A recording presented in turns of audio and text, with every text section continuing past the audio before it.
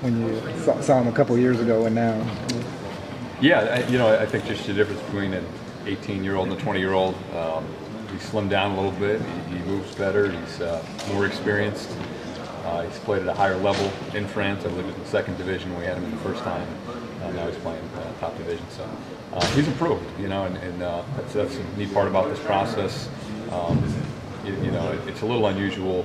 Let me say it this way: it's a little different for the international guys. They're able to put their name in the draft and then withdraw, and then try it a couple times, unlike some of the NCAA guys are. So, for him, you can see the difference now. He kind of looked like a kid. He struggled a little bit the first time we had him in a few years ago, and he certainly improved and showed himself well today. There's always an unknown with those international guys, but this year there's 3 projected in the top 10.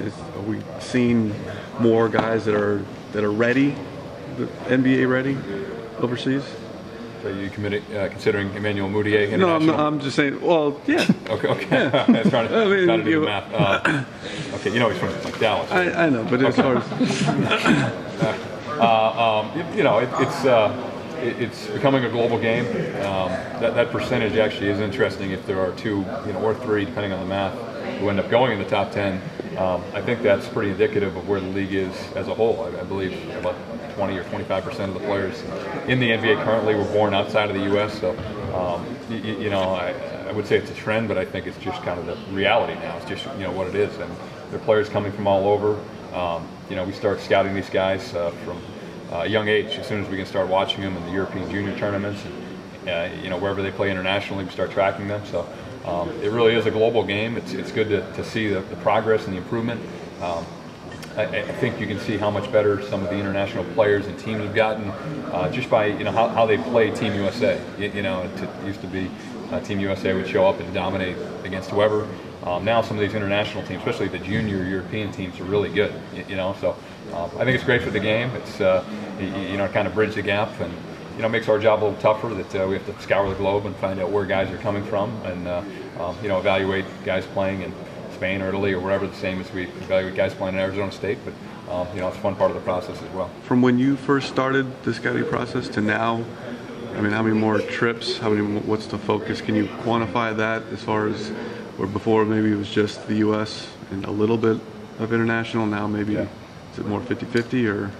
Yeah, my first draft in the league was in 2003, and that's really when the international rush started. And if I look at the overall picture of it, I think there was probably an overcorrection, and what I mean by that was late 90s, early 2000s. I think there were a few international sleepers that became really good players that teams that didn't scout as heavily internationally were not aware of, and the teams that drafted them got steals, relative to their draft position.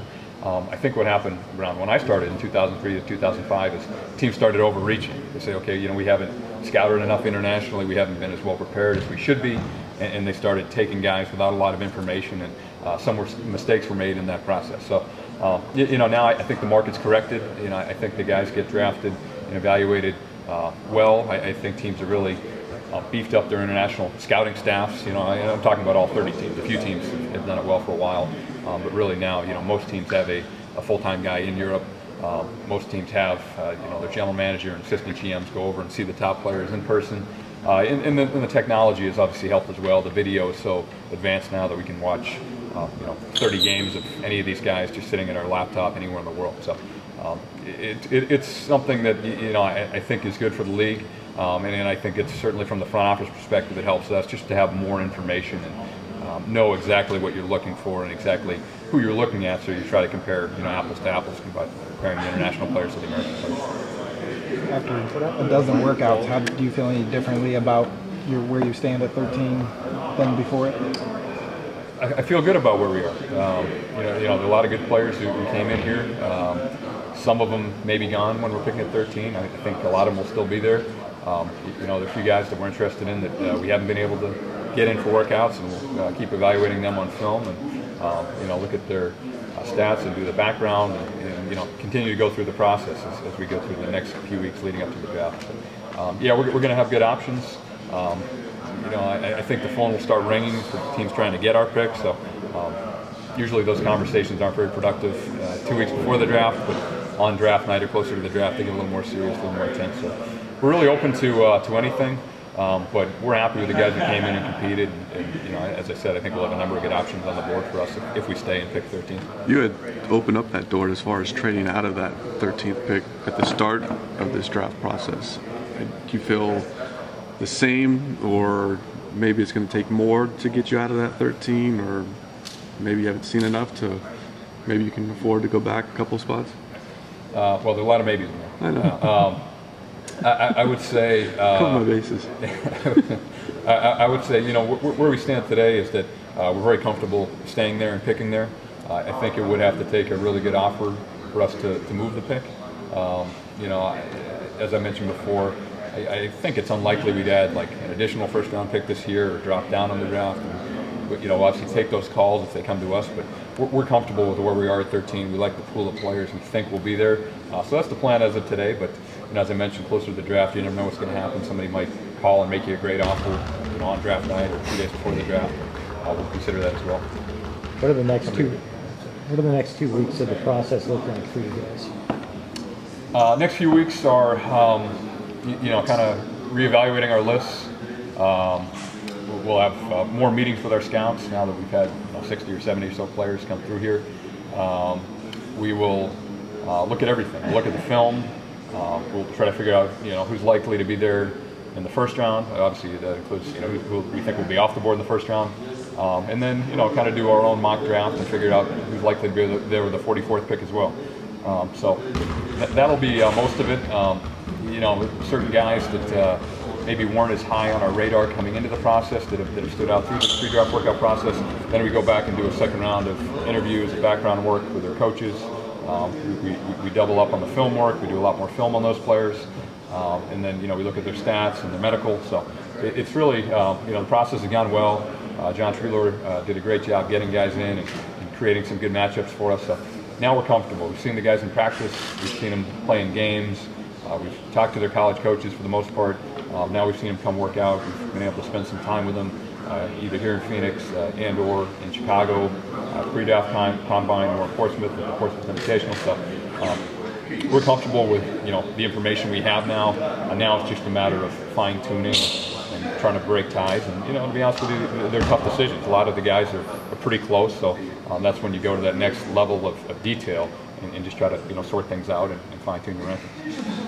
Favorite part of all of this? Well, the favorite part's on draft night. You know, over the next couple weeks, the meetings with the scouts are fun. You know, to hear some different opinions, to you know, see how guys rank players differently and why they rank them differently.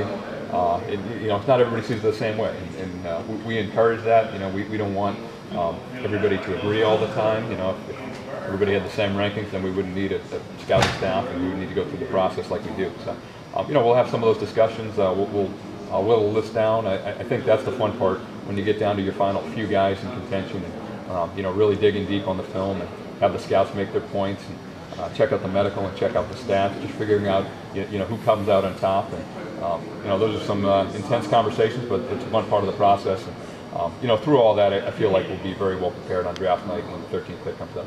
Do you hope to bring in more guys, or do you think that's not possible this late? Or as of now, you know, what we thought was, you know, get through the main guys, all the guys we could get for the 13th pick and 44th pick, and just see where we are a few weeks before the draft. So that's something we may look at.